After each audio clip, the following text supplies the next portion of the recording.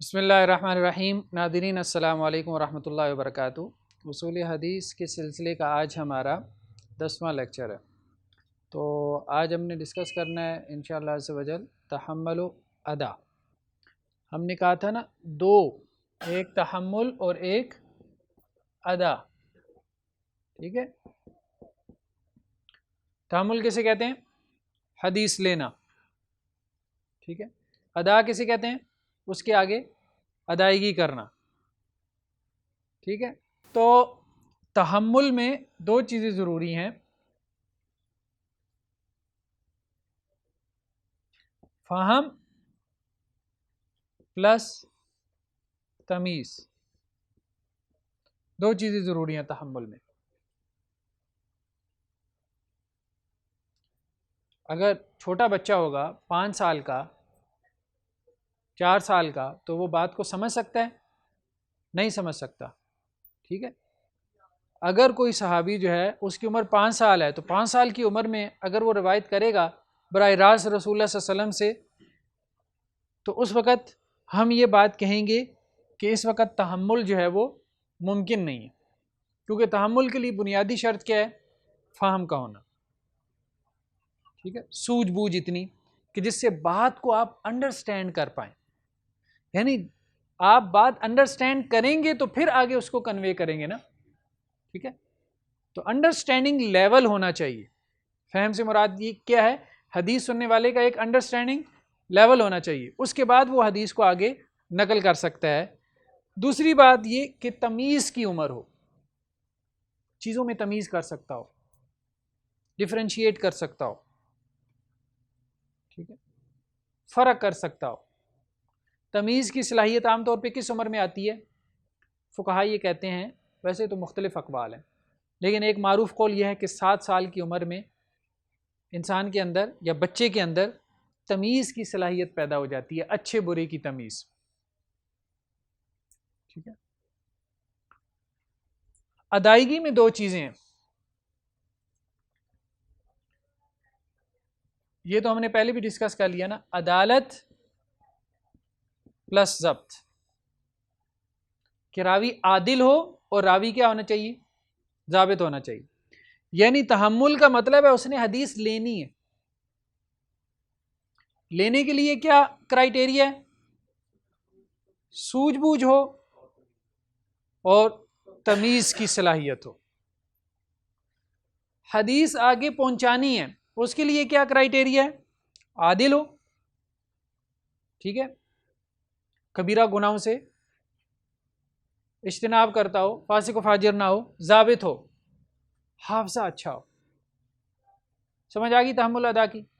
آگے چلتے ہیں۔ تحمل و ادا کے طریقے، اب ہم آتے ہیں تحمل اور ادا کے طریقوں کی طرف۔ تحمل کے طریقے ہوں گے، ادائیگی کے صیغے ہوں گے۔ سب سے پہلے کیا ہے؟ سماع یا سماعت بھی کہتے ہیں اس کو، سماع۔ سماع کیا ہے؟ سننا۔ سب سے بہترین طریقہ حدیث لینے کا اور حدیث آگے پہنچانے کا۔ اس کے الفاظ کیا ہوتے ہیں؟ سمعتو یا سمعنا، ہم نے سنا، ٹھیک ہے، یا حدثنی، ہمیں حدیث بیان کی، یا حدثنا، مجھے حدیث بیان کی یا ہمیں حدیث بیان کی۔ اخبرانی یا اخبارانہ، ہمیں خبر دی، ٹھیک ہے، مجھے خبر دی یا ہمیں خبر دی۔ انبانی یا انبانا، انبا ینبئ، یہ بھی خبر دینے کے معنی میں آتا ہے، یا نبأنی، باب تفعیل سے نبأنا، وہ بھی خبر دینے کے معنی میں، ٹھیک ہے۔ یہ ہیں سماع کے طریقے، صیغے۔ جن سے سماع ثابت ہوتا ہے، تو یہ تحمل کا کیا ہے؟ بہترین طریقہ ہے۔ بہترین درجہ ہے حدیث حاصل کرنے کا اور اس کو آگے نقل کرنا. دوسرا کیا ہے؟ قرات. دیکھیں سماع میں یہ ہوتا ہے محدث پڑھ رہا ہے. کیا کر رہا ہے؟ محدث پڑھ رہا ہے. شاگرد کیا کر رہا ہے؟ سن رہا ہے. قرات میں کیا ہوتا ہے؟ شاگرد پڑھتا ہے، محدث سنتا ہے. کبھی کلاس میں آپ نے دیکھا ہو، ٹھیک ہے، ٹیچر اسکول میں کلاس میں آتا ہے تو کیا کہتا ہے؟ کسی اسٹوڈنٹ کھڑے کر، ہاں بھائی پڑھنا شروع کرو، ٹھیک ہے، تو وہ پڑھنا شروع کر دیتا ہے. جہاں پہ غلطی ہوتی ہے وہ اس کو ٹوکتا ہے، اس کو ٹھیک کرتا ہے. تو یہ دو طریقے ہیں. پہلا درجہ یہ ہے کہ استاذ پڑھے، شاگرد سنے. دوسرا درجہ یہ ہے کہ استاذ کے سامنے پڑھے، شاگرد وہ خود پڑھے یا کوئی اور پڑھے. تو اس کے دونوں صیغے ہیں. کرا تو یعنی ایک تو یہ ہے نا کہ کرا تو میں نے پڑھا، یعنی میں نے شیخ کے سامنے پڑھا، ٹھیک ہے. یا ایک صیغہ اس کا یہ بھی ہوتا ہے قُرِئَ عَلَى فُلَانٍ وَأَنَا أَسْمَعُ. فلاں پہ پڑھا گیا اور میں سن رہا تھا. یعنی کلاس میں، مجلس میں شیخ کے اوپر پڑھا گیا، جو قریب بیٹھا شاگرد تھا وہ پڑھ رہا تھا اور میں بھی سن رہا تھا. ٹھیک ہے، تو یہ ہے قراءت، یہ دوسرا درجہ ہے. تیسرا درجہ کیا ہے؟ اجازت دینا. اس کے الفاظ کیا ہوتے ہیں؟ اجزتو کا. محدث کیا کہتا ہے؟ میں نے تجھے اجازت دی. اجزتو کا، میں نے تجھے اجازت دی. یا اجزتو کو، میں نے تم سب کو اجازت دی. کس کی؟ حدیث آگے بیان کر. اجزتو کا،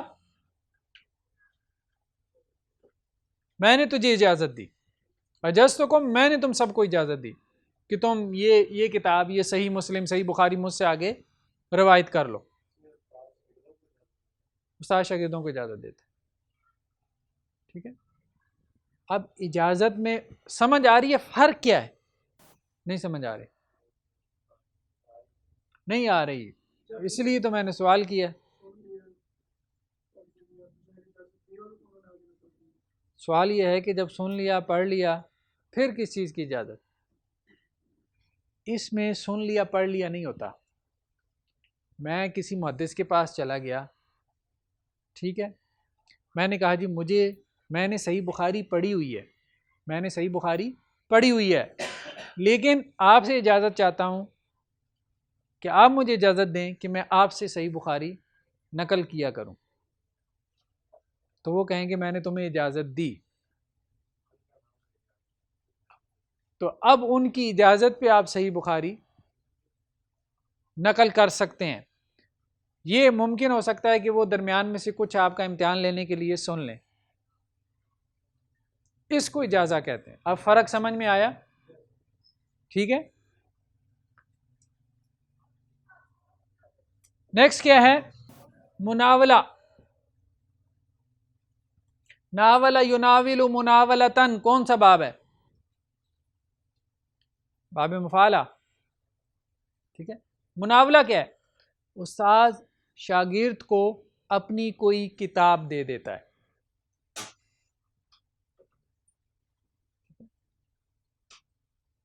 ہدیتاً دے دیتا ہے، عاریتاً دے دیتا ہے، ادھار جسے کہتے ہیں.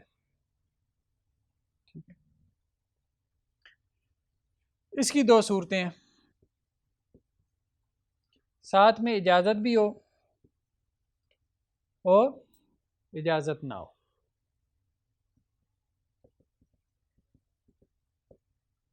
اس صورت میں روایت کر سکتا ہے، اس صورت میں روایت نہیں کر سکتا. استاد اپنے شاگرد کو کتاب دے، اپنی کتاب، کہ بھائی یہ صحیح بخاری کا نسخہ ہے، یہ تم رکھ لو اور میری طرف سے اجازت ہے تم اس کو بیان کر سکتے. ایک یہ ہے کہ ویسی اس کو تحفتاً دے دے، میری طرف سے یہ کتاب رکھ لو، پھر نہیں کر سکتا۔ اجازت کا ہونا کیا ہے؟ لازمی ہے اس کو آگے روایت کرنے کے لیے۔ ہم کیا پڑھ رہے ہیں؟ تحمل و ادا۔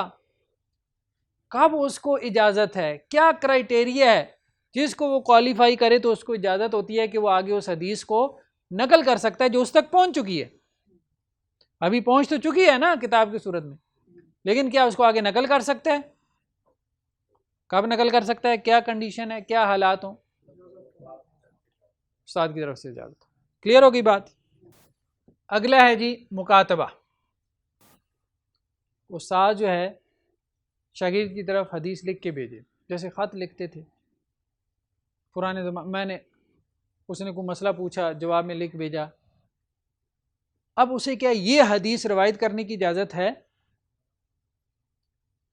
مکاتبہ، لکھ کر کسی کی طرف حدیث بھیجے۔ جیسے آپ نے کسی شیخ الحدیث سے مسئلہ پوچھا اور اس نے جواب میں کیا کیا؟ حدیث بھی آپ کو نقل کر دی جو اس نے سنی ہوئی تھی، جس کی پوری اس کے پاس سند تھی، اس نے وہ لکھ کے بھیج دی آپ کی طرف اس مسئلے کی شرعی دلیل بیان کرتے ہوئے۔ اب کیا آپ بھی اس چین میں آ گئے؟ کیا آپ کہیں کہ جی یہ شیخ الحدیث میرا استاد بن گیا اور میں اس کا شاگرد بن گیا، اب میں اس کی بہاف پہ یہ حدیث آگے نقل کر سکتا ہوں، میں بھی اس لڑی کا حصہ، ایک راوی بن گیا ہوں؟ اجازت بات پھر یہاں پہ وہی ہے، اجازت اور اجازت نہ ہو۔ اجازت ہے تو ٹھیک ہے، اجازت نہیں ہے، خاموشی ہے تو پھر نہیں۔ مکاتبہ ظاہری بات ہے وہ اجازت دے گا نا، اس کو ریٹن دے گا یا قولاً دے گا، زبانی دے گا، ٹھیک ہے۔ اگلی قسم ہے اعلام۔ اعلام یہ ہے کہ محدث یہ خبر دیتا ہے کہ بھائی یہ وہ حدیثیں ہیں جو میں نے فلاں سے سنی۔ Stay connected with Al Hikmah International. Subscribe کریں، لائک کریں اور شیئر کریں۔ جڑے رہیے ال حکمہ کے ساتھ۔ دیکھیے قرآن عربی گرامر، خلاصہ قرآن، اصول حدیث اور دیگر کورسز صرف ال حکمہ انٹرنیشنل پر۔ انفارمیشن پاس کر رہا ہے وہ اپنے شاگردوں سے، انہیں بتا رہا ہے بھائی یہ حدیث ہے میں نے فلاں سے سنی، یہ حدیث ہے میں نے فلاں سے سنی، یہ حدیث ہے میں نے فلاں سے سنی، یہ کتاب میں نے فلاں سے سنی، یہ کتاب میں نے فلاں سے سنی۔ کیا ہو رہا ہے؟ یہ انفارمیشن پاس ہو رہی ہے، اعلام۔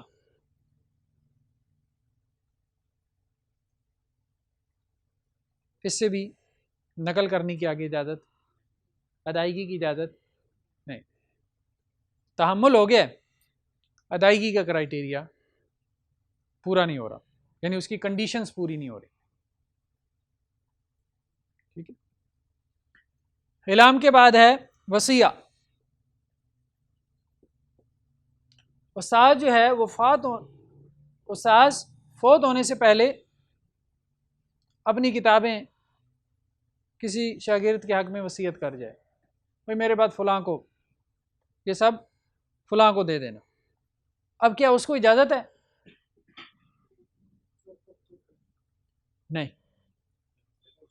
صرف وصیت سے اجازت نہیں ملتی،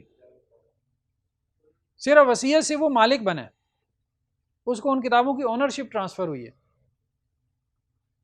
کتاب کو آگے نقل کرنا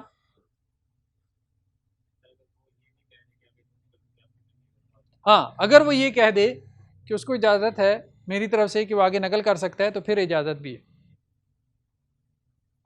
یہ بھی اجازت کے ساتھ مشروط ہے، وصیت بھی۔ اور آخری ہے وجادہ۔ آپ کو یا کسی راوی کو کسی محدث کی کتابیں مل گئیں، وجدہ یجد تو پا لینا، مل گیا، خزانہ مل جاتا ہے نا، کتابوں کا بھی خزانہ کبھی کبھی مل جاتا ہے، ہر وقت سونا چاندی نہیں ملتا۔ تو یہ جب کتابیں مل گئیں تو اب ان کتابوں کو آگے وہ نقل کر سکتا ہے، نہیں، نقل کرنے کی اجازت نہیں. ٹھیک ہے، تحمل ہوا ہے، ادائیگی کا کرائیٹیریا پورا نہیں ہوا. ٹھیک ہے، تو یہ 8 معروف طریقے ہیں، یعنی 8 صورتیں ہیں جن صورتوں کے ذریعے سے ایک حدیث حاصل کی جاتی ہے اور اس کے بعد وہ آگے نقل کی جا سکتی ہے. تو کچھ صورتوں میں اجازت ہے آگے ادائیگی کی، نقل کرنے کی، کچھ صورتوں میں وہ اجازت کے ساتھ مشروط ہے، محدث کی اجازت کے ساتھ مشروط ہے. کلیئر ہوگی بات تحمل و ادا کی. ٹھیک ہے، ہم نے کہا تھا قرآن مجید میں یہ اصطلاح کیسے استعمال ہوتی ہے؟ جب قرآن مجید لیا جاتا ہے اور آگے نقل کیا جاتا ہے، اس کے لیے کیا 2 الفاظ ہیں؟ تلقی اور تلاوت. تحمل کا مطلب ہوتا ہے اٹھانا، حمل، حمال مزدور کو کہتے ہیں جو بوجھ اٹھاتا ہے. ٹھیک ہے، تو تحمل میں میننگ کو اٹھایا جاتا ہے، معنی. ٹھیک ہے، ادائیگی بھی کس کی ہوتی ہے؟ اسی معنی کی ادائیگی ہو رہی ہوتی ہے. تلقی میں کیا ہے؟ تلقی میں لفظ اصل ہے، لفظ کو اٹھایا جاتا ہے، لفظ کو محفوظ کیا جاتا ہے. آگے ادائیگی بھی کس کی ہوتی ہے؟ لفظ کی. تو لفظ کی ادائیگی کے لیے کیا ہے؟ تلاوت کا لفظ استعمال ہوتا ہے. جہاں لفظ ہی لیا گیا، لفظ ہی آگے پہنچایا گیا، تو وہ تلقی اور تلاوت ہے. جہاں لفظ کی جگہ اصل فوکس کیا تھا؟ بات کیا ہو رہی ہے. اب دیکھیں نا، آپ میرے لفظ تو نہیں نا نقل کر سکتے. باہر آپ نکلیں، کوئی آپ سے پوچھے بھائی 2 منٹ، صرف میرے 2 منٹ، آپ نے 1 گھنٹہ میرا لیکچر سنا، میرے 2 منٹ آپ اسی ترتیب سے بیان کر دیں جیسے میں نے یہاں بیان کیا. کر سکتے ہیں؟ کوئی جینیس بھی بیٹھے ہو نا تو وہ بھی نہیں کر سکتے، ممکن نہیں ہے. ٹھیک ہے، 1 منٹ بھی نہیں کر سکتے. جس ترتیب سے میں نے 1 منٹ میں الفاظ بولے اس ترتیب سے بولیں، باہر جا کے نہیں بول، مطلب دماغ لگا کے دیا، ابھی ہم نوٹ کرتے ہیں، ممکن نہیں ہے. ٹھیک ہے، تو بات ہی صرف نقل ہوتی ہے. ہاں، اگر آپ میں سے کسی کو کہا جائے کہ آپ صاحب نے کیا بیان کیا 1 گھنٹے کے لیکچر میں، تو کوئی 10 منٹ میں بیان کر دے گا، کوئی 15 میں، کوئی 20 میں، کوئی 25 میں، کوئی آدھے گھنٹے میں. ٹھیک ہے، بیان کر دے گا نا، اور صحیح بات بیان کرے گا. ضروری نہیں کہ جو میں نے نہیں کی وہی بات کرے، وہی باتیں کرے گا، لیکن الفاظ کس کے ہوں گے؟ اس کے اپنے ہوں گے، انداز بھی اس کا اپنا ہوگا، بات وہی ہوگی. اس کو کہتے ہیں تحمل و ادا. تو حدیث میں الفاظ کو محفوظ رکھا گیا، کوشش کی گئی ہے، لیکن اصل فوکس کیا ہے؟ معنی. ٹھیک ہے، بات اصل میں فوکس ہے، بات کسی طرح سے محفوظ ہو جائے. قرآن میں اصل فوکس کیا تھا؟ لفظ محفوظ کرنا ہے، لفظ. وہاں لفظ یاد کیا جاتا تھا، وہاں کیا ہے؟ آج بھی قرآن کا لفظ یاد کیا جاتا ہے. ٹھیک ہے، تو وہاں پہ لفظ محفوظ ہوا، اس لیے وہاں پہ جو ہے وہ تلقی میں اصطلاح ٹرم چینج ہو گئی، تبدیل ہو گئی، تلقی اور پھر آگے تلاوت. جی، اگلی ہماری بحث ہے جرح و تعدیل. جرح سمجھتے ہیں؟ جرح کا مطلب ہوتا ہے کسی کو زخمی کرنا. ہاں، مجروح اسی سے اس بندے کو کہتے ہیں، یا جری جو زخمی ہو. تو یہاں پہ مراد کیا ہے؟ کرٹیسائز کرنا، نقد کرنا. محدثین بہت سارے راویوں پہ نقد کرتے ہیں، کرٹیسائز کرتے ہیں، وہ فلانا ایسا ہے، وہ فلاں ایسا ہے. یہ غیبت نہیں ہے، دین کو محفوظ کرنے کے لیے ہے نا، غیبت نہیں ہے، اس کی اجازت ہے. ٹھیک ہے، تو تعدیل کسے کہتے ہیں؟ کسی کو عادل قرار دینا، کسی کو ثقہ قرار دینا، کسی کی عدالت کو بیان کرنا، ثقاہت کو بیان کرنا، کسی کو اپریشیٹ کرنا. ٹھیک ہے، تو مراتب جرح و تعدیل پہلے ہم پڑھتے ہیں. مراتب تعدیل یہ کل 6 ہیں. پھر اس کے بعد ہم دیکھتے ہیں مراتب جرح، یہ بھی 6 ہیں. یعنی ایسا نہیں ہے کہ محدثین نے سب کو ایک ہی خانے میں رکھ دیا، کیٹاگرائز کیا. کوئی زیادہ تعریف کا مستحق تھا، کوئی تھوڑی سی تعریف کا حقدار تھا، کسی کو بہت زیادہ تنقید کی ضرورت تھی اور کسی پر تھوڑی سی تنقید سے کام چل جاتا تھا. ٹھیک ہے، یا کوئی درمیانے درجے کی تنقید کا مستحق تھا. تو اس لیے محدثین نے کیا کیا؟ درجات بنا دیے. پہلا درجہ، ہر درجے کے الفاظ ہیں. جب کوئی محدث جو ہے، ان کو کہتے ہیں ائمہ جرح و تعدیل. کیا کہتے ہیں؟ ائمہ جرح و تعدیل کا کیا مطلب ہے؟ وہ ائمہ جو جرح اور تعدیل کرتے ہیں، جو راویوں کے اوپر حکم لگاتے ہیں کہ راوی کیسا ہے. ٹھیک ہے. اور اگر ایک راوی ایسا ہو کہ جس کی اوپر جرح بھی موجود ہو اور جس کو بعضوں نے جو ہے وہ عادل بھی کہا ہو، تو پھر کیا کیا جائے گا؟ کس کو مقدم کیا جائے گا؟ جرح کو مقدم کیا جائے گا اگر وہ مفصل ہوگی. یہ ہم انشاءاللہ کچھ باتیں ہم اگلی نشست میں ڈسکس کریں گے. ابھی ہم صرف مراتب کی طرف آتے ہیں. گریڈز کیا ہیں؟ ٹھیک ہے. تعدیل کے جو گریڈز ہیں، اپریسیشن کے گریڈز ہیں. پہلے گریڈ کے جو الفاظ ہیں وہ کیا ہیں؟ اوثق الناس، اثبت الناس. محدث کہتا ہے فلاں جو ہے وہ کیا ہے؟ اوثق الناس. یہ کون سا صیغہ ہے؟ اوثق، افعل التفضیل. اب تو عربی گرامر پڑھ لیا نا. لوگوں میں سب سے زیادہ ثقہ، اثبت الناس، سب سے زیادہ ثابت. ٹھیک ہے. المنتہا الیہ الضبط، اس پہ تو حافظہ ختم ہو جاتا ہے.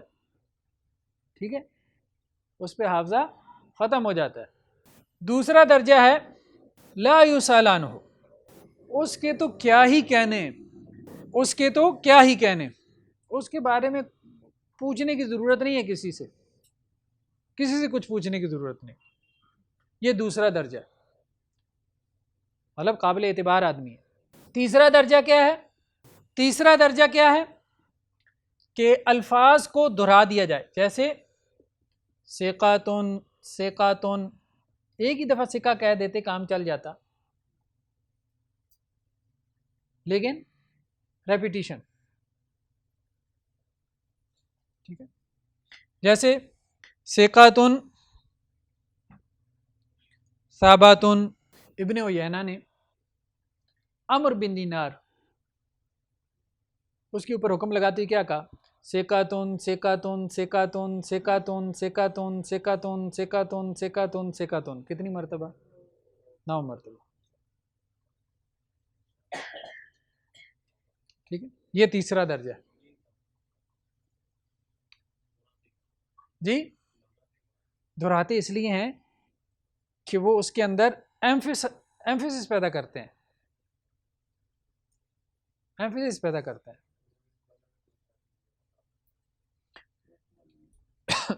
چوتھا درجہ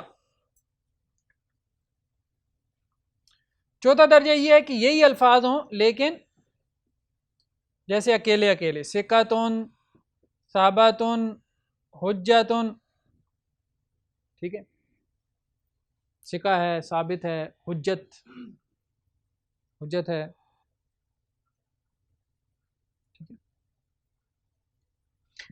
پانچواں درجہ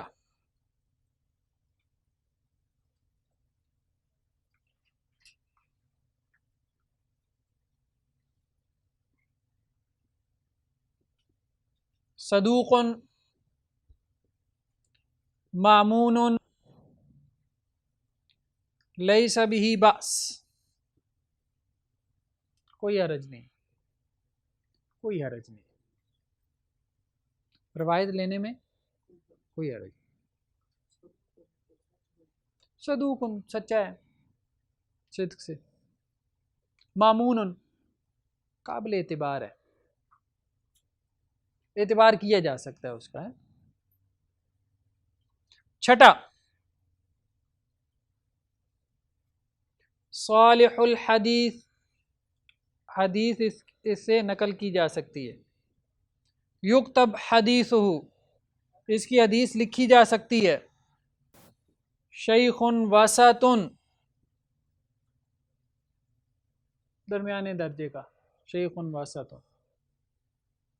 صدوق انشاءاللہ، وہ تھا صدوق. یہ کیا ہے؟ صدوق اگر اللہ نے چاہا تو، اللہ نے چاہا تو سچا ہے. Stay connected with Al Hikmah international. Subscribe کریں، لائک کریں اور شیئر کریں. جڑے رہیے الحکمہ کے ساتھ. دیکھیے قرآن عربی گرامر، خلاصہ قرآن، اصول حدیث اور دیگر کورسز صرف الحکمہ انٹرنیشنل پر. یہ جو 4 ہیں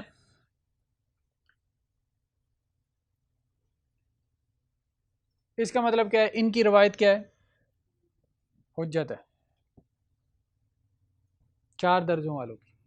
پہلے 4 درجے والوں کی روایت کیا حجت ہے. یہ جو 2 درجے ہیں ان کی روایت کیا ہے؟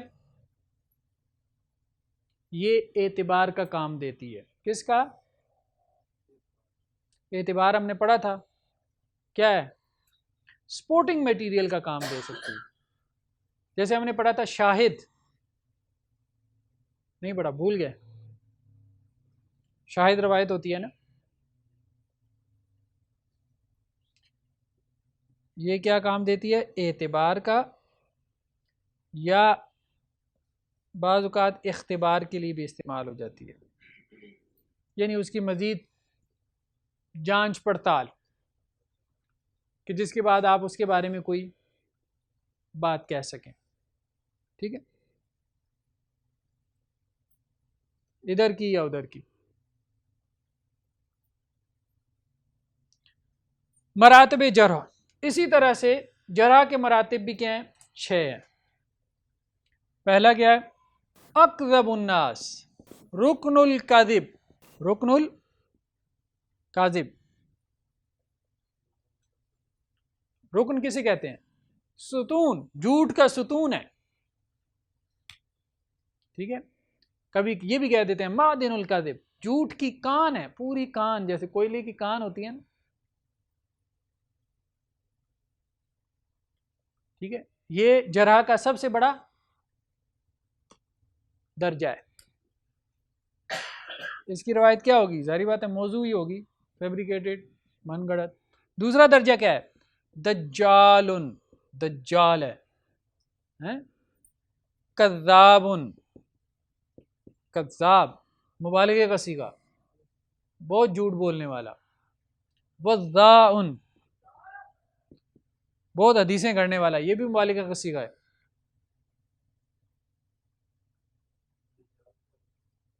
دجال کا مطلب دھوکے باز، دجل فریب سے.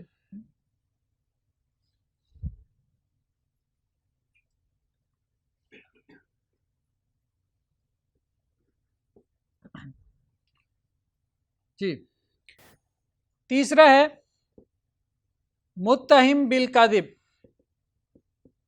جھوٹ کی اس کے اوپر تہمت لگی ہوئی ہے. ٹھیک ہے، یسرق الحدیث، حدیثوں میں ڈنڈی مارتا ہے. ٹھیک ہے، سارے کا یسرق، چوری کرنا. ساکتن، گرا ہوا ہے، اس مقام سے گرا ہوا ہے جس مقام پہ حدیث جو ہے وہ قبول کی جاتی ہے. ترکو، ترکو محدثین نے اسے چھوڑ دیا، ترک کر دیا، اسے حدیث نہیں لیتے. متروکن، اس کا بھی وہی مطلب ہے. کبھی ذاہب الحدیث کا کہہ دیا جاتا ہے، کبھی لیس بثقۃ، کیا ہے؟ ثقہ نہیں ہے.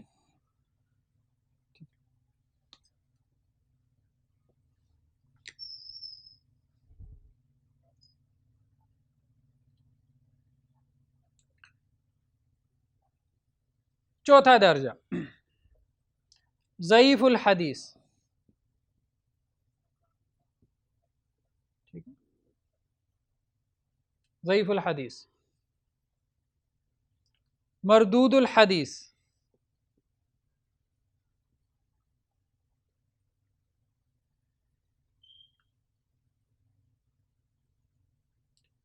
ضعیف جدا،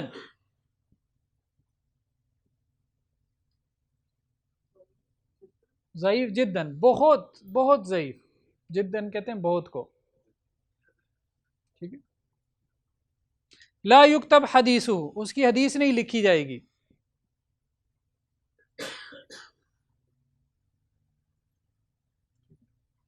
طرحوہ، محدثین نے اس کو پیچھے کر دیا، چھوڑ دیا، پھینک دیا، ٹھیک ہے. لیس بشیء، کچھ نہیں ہے.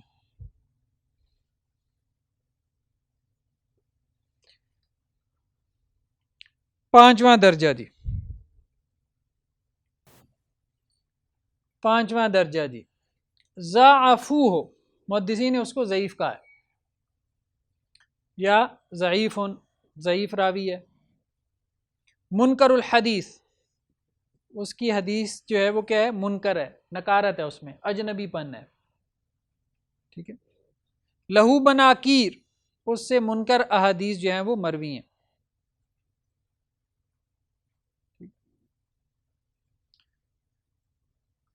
مسترب الحدیث، اس کی حدیثیں آپس میں ٹکراتی ہیں، کنٹرڈکشن ہے اس کی حدیثوں میں. یہ پانچواں درجہ ہو گیا. چھٹا درجہ،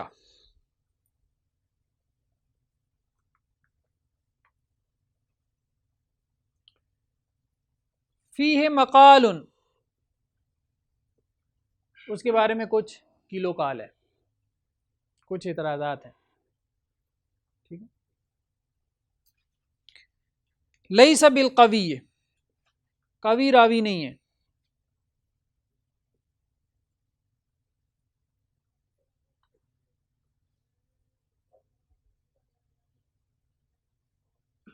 لیس بحجہ، دلیل نہیں ہے.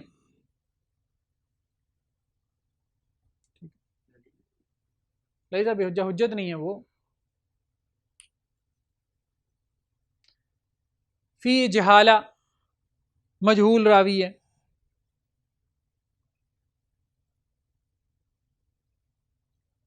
ٹھیک ہے. سیء الحفظ، حافظہ کیا ہے اس کا؟ کمزور ہے. لین الحدیث، حدیث کے معاملے میں کیا ہے؟ اچھا نہیں ہے. منکر الحدیث کہتے ہیں جس کی حدیث میں، یہ وہ منکر نہیں ہے انکار کرنے والا. اب مطلب عجیب و غریب قسم کی روایتیں پتہ نہیں کہاں سے لے آتا ہے، ٹھیک ہے. اس میں بھی یہ جو چار درجے ہیں، ان چار درجوں کی روایت کیا ہے؟ حجت نہیں ہے. باقی یہ جو آخری دو درجے ہیں، ان کی روایت میں کیا ہے؟ یہ اعتبار کی گنجائش ہے. کس اعتبار سے؟ ہم نے کہا تھا کہ بعض اوقات ضعف کم ہوتا ہے. ضعف کیا ہوتا ہے؟ کم ہوتا ہے ایک روایت کا، ایک طرق میں. جب اسی جیسی کوئی اور روایت مل جاتی ہے کہ جس میں ضعف کیا ہو؟ کم ہو، تو دونوں مل کے کیا ہو جاتی ہیں؟ سٹرانگ ہو کے حسن لغیری بن جاتی ہیں. اس عمل کو کیا کہتے ہیں؟ اعتبار. یعنی یہ روایت اپنی ذات میں تو ضعیف ہوگی، لیکن ہم یہ دیکھیں گے کہ اسے ایسی کوئی ضعیف مل جائے جس ضعیف کے ساتھ مل کے یہ کیا ہو جائے؟ ضعیف پلس ضعیف از اکول ٹو حسن لغیری بن جائے. ہیں؟ ٹھیک ہے نا. یہ تو کلیہ ہم نے پڑھ لیا نا. اب تو یہ اس مقصد کے لیے جو ہے یہ آخری دو درجے استعمال ہو سکتے ہیں. کلیئر ہو گئی بات؟ ٹھیک ہے جی. مراتب سمجھ میں آ گیا تعدیل کے. اسی طرح سے جرح کے بھی. اب اگلی مرتبہ جو ہے وہ ہم انشاءاللہ سے اس کی کچھ تھوڑی بہت تفصیل رہ گئی ہے، اس کو ہم کور اپ کریں گے، اور اس کے بعد ہم اگلے چیپٹر کی طرف جائیں گے. جزاکم اللہ خیرہ، والسلام علیکم ورحمۃ اللہ وبرکاتہ. زندگی شعور سے، الحکمہ انٹرنیشنل آپ کا تعاون درکار ہے. آپ ہماری معاونت کے ذریعے اس مقدس مشن میں ہمارے رفیق بن جائیے. For donation account number 0592913102741 branch code 0727. Account title Hafiz Shafiq Rahman MCB.